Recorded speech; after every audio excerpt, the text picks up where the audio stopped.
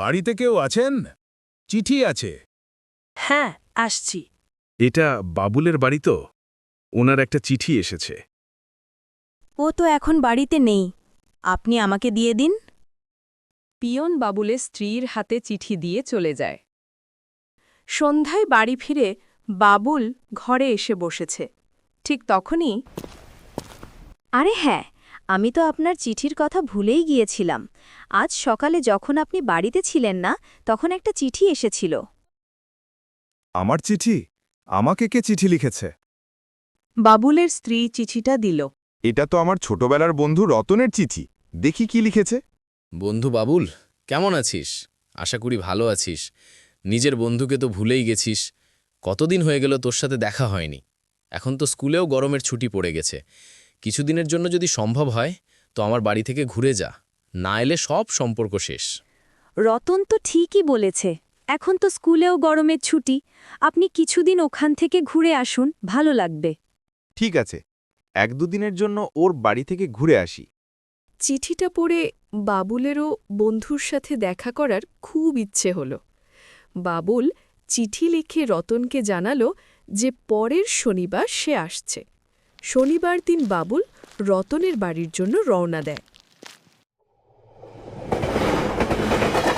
Train সঠিক সময়েই ছেড়েছিল, কিন্তু কিছুক্ষণ পরেই আকাশে ঘন কালো মেঘ জমতে শুরু করল, আর দেখতে দেখতে মুষলধারে বৃষ্টি শুরু হয়ে গেল। অনেকক্ষণ ট্রেনটা ধীরে ধীরে চলতে থাকল, আর তারপর একদমই থেমে গেল। থামার পর আর চললই না। বাবুল এদিক ওদিক তাকিয়ে কিছু বুঝতে না পেরে পাশে বসে থাকা এক ব্যক্তিকে জিজ্ঞাসা করল। ট্রেন তো কখন থেকে দাঁড়িয়ে আছে, কি হয়েছে কিছু জানেন? যে জোরে ঝড় বৃষ্টি হলো একটু আগে, তার ছিঁড়ে গেছে হয়তো। আপনি যাবেন কোথায়? ভুবনপুর যাব। ওটা তো আরও অনেক দূর। আরও 2 ঘন্টা পর ট্রেন ছাড়ল। ট্রেনটা যখন ভুবনপুরে এসে থামল, তখন সন্ধে পেরিয়ে রাত হয়ে গেছে। ট্রেন থেকে নেমে বাবুল দেখল স্টেশনটা একদম ফাঁকা। লোক থাকবেই বা কি করে? রাত তো অনেক হয়ে গেছে। বাবুল যা ভেবেছিল স্টেশন থেকে বেরিয়ে ঠিক তাই দেখল। 2 বছর আগে যখন সে রতনের হরিশ বাড়ি এসেছিল, তখন স্টেশনের বাইরে রিকশা থাকত। কিন্তু আজ সেখানে সব খালি। রিকশা তো দূরের কথা, একটা মানুষও নেই। ওইদিকে বাবুলের বন্ধু বাবুলের জন্য চিন্তা করতে থাকে। সকালে বাড়ি থেকে খেয়ে বেরিয়েছি, তারপর থেকে আর কিছু খাওয়া হয়নি। খুব খিদে পেয়েছে।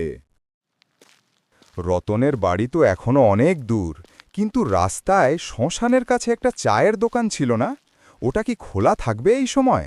যদি খোলা থাকে তো কিছু খেয়ে নেওয়া যেত। কিছুটা যেতেই বাবুল শ্মশানের কাছে ওই চায়ের দোকানটা দেখতে পেল। ওই তো চায়ের দোকান, লণ্ঠনের আলো আসছে। চলো, কিছু তো পাওয়া যাবে। বাবুল সেই দোকানের দিকে এগিয়ে যায়। দূর থেকে শ্মশানটা দেখা যাচ্ছিল। শিয়াল কুকুরের ডাক শোনা যাচ্ছিল, আর একটা অদ্ভুত ভয়ের পরিবেশ তৈরি হয়েছিল। বাবুল চায়ের দোকানের কাছে গিয়ে দেখল একটা বেঞ্চে 2 জন লোক বসে চা খাচ্ছে। এই বৃষ্টির রাতে আপনার দোকান খোলা দেখে ভালো লাগলো। খুব খিদে পেয়েছে, একটু চা পাওয়া যাবে কি? দোকানদার আর বসে থাকা 2 জন লোক কিছুক্ষণ বাবুলের দিকে তাকিয়ে রইল, যেন তারা এমনটা আশা করেনি। আসুন, এখানে এসে বসুন। আমার দোকান তো রাতে খোলাই থাকে। বাবুল একপাশে গিয়ে বসে পড়ল। আমার এখানে মোষের দুধের চা পাওয়া যায়, দেব নাকি? বাহ বাহ, বেশ তো, দিন না। এরই মধ্যে দোকানদার মোষের দুধের তৈরি চা এনে দিল। এই রাতে শ্মশানের রাস্তা দিয়ে আসতে আপনার ভয় করল না? শ্মশানের রাস্তা দিয়ে আসতে ভয় করবে কেন? কেন, ভূতে ভয় করে না? হা হা হা, ভয় করবে কেন? ভূত তো হয়ই না, কিন্তু ভূতের গল্প ভালো লাগে। আমাদের গ্রামে রতন চাচা খুব ভালো ভূতের গল্প বলেন। ওয়াহ, চাটা সত্যি খুব ভালো বানিয়েছেন আপনি। বাবুল টাকা দিয়ে বের হতে যাবে, এমন সময় জোরে বৃষ্টি শুরু হলো। আপনি কত দূর যাবে? এখনো অনেক দূর যেতে হবে, কিন্তু আবার বৃষ্টি শুরু হয়ে গেল। অন্ধকারে বৃষ্টির মধ্যে এত দূর যাবেন কি করে? তার থেকে ভালো আপনি বসুন, বৃষ্টি একটু কমলে চলে যাবেন। বাবুল বাধ্য হয়েই দোকানেই বসে থাকার সিদ্ধান্ত নিল। আপনি বলছিলেন না ভূতের গল্প শুনতে পছন্দ করেন? একটা ভয়ঙ্কর গল্প শুনবেন? একদম সত্যি। সত্যি ঘটনা? বৃষ্টি কমা পর্যন্ত তো আছি, বলুন। এই বৃষ্টিতে ভূতের গল্প ভালোই লাগবে। ঠিক আছে, শুনুন। আজ থেকে প্রায় 1 বছর আগের কথা। এক বৃষ্টির রাত, জোরে বৃষ্টি। চায়ের দোকানে 2জন লোক আর দোকানদার বসেছিল। আজ তো সারা রাত বৃষ্টি হবে মনে হয়। আর কি জোরে বিদ্যুৎ চমকাচ্ছে! তোমরা বাইরে বসো না, বিদ্যুৎ চমকাচ্ছে। না, কিছু হবে না। আজ বাড়ি কি করে যাব সেটাই ভাবছি।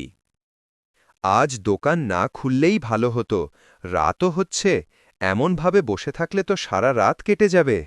সত্যি, আজ দোকান বন্ধ করে দাও, চলো বাড়ি যাই। হ্যাঁ, চলো চলো। এরপর হঠাৎ ওই দোকানে বিদ্যুৎ পড়ে আর দোকানে থাকা সবাই মারা যায়। সত্যিই খুব দুঃখজনক ঘটনা। পরিবার ছেড়ে কি করে বেঘরে মারা গেল, কিন্তু এর মধ্যে ভয়ঙ্কর কি আছে? শোনা যায় যে ওরা 3জন ভূত হয়ে গেছে। এখনও ওদের রাতে চা খেতে দেখা যায়। আমি এসব বিশ্বাস করি না।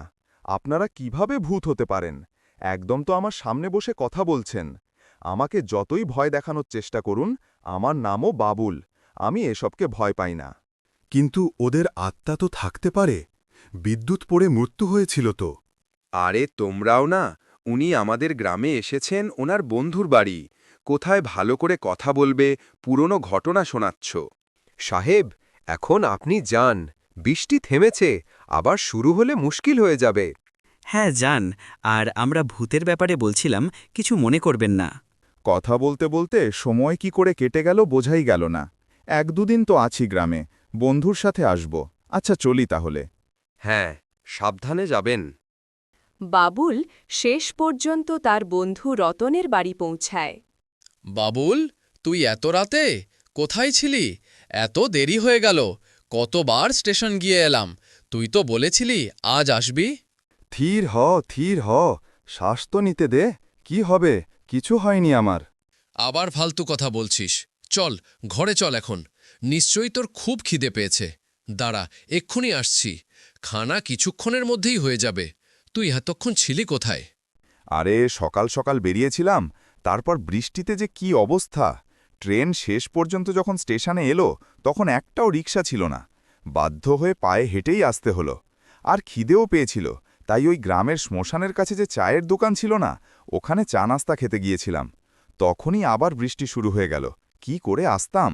ওখানে 2জন লোক বসেছিল, তাদের সাথেই গল্প করছিলাম। কোথায় কোথায় খেয়েছিস? আর কি, এমন অবাক কেন হচ্ছিস? আরে শ্মশানের পাশের ওই চায়ের দোকান রে। তুই এইখানে বসে থাক, আমি এসে বলতেছি আমি কেন অবাক হলাম। এই বলে রতন বাইরে যায় আর একটু পর ফিরে আসে। বলতে শুরু করে, তুই তো 2 বছর ধরে এদিকে আসিস না। 2 বছর আগে একদিন রাতে ওই দোকানে 2জন লোক আর দোকানের মালিক ছিল। হঠাৎ বজ্রপাতের কারণে ওই দোকানের সবাই মারা যায়। এরপর থেকে ওই দোকান আর কেউ চালায় না। বাবুল এটা শুনে অবাক হয়ে যায়। তাহলে কি সে এতক্ষণ যাদের সাথে কথা বলছিল তারা মানুষ ছিল না, ভূত ছিল? তখন তার কানে ওই কথাগুলোই বাজতে থাকে। কিন্তু হ্যাঁ, ভূত হয়, কিন্তু সবাই খারাপ হয় না, ভালো ভূতও হয়। ওরা মানুষের কোনো ক্ষতি করে না।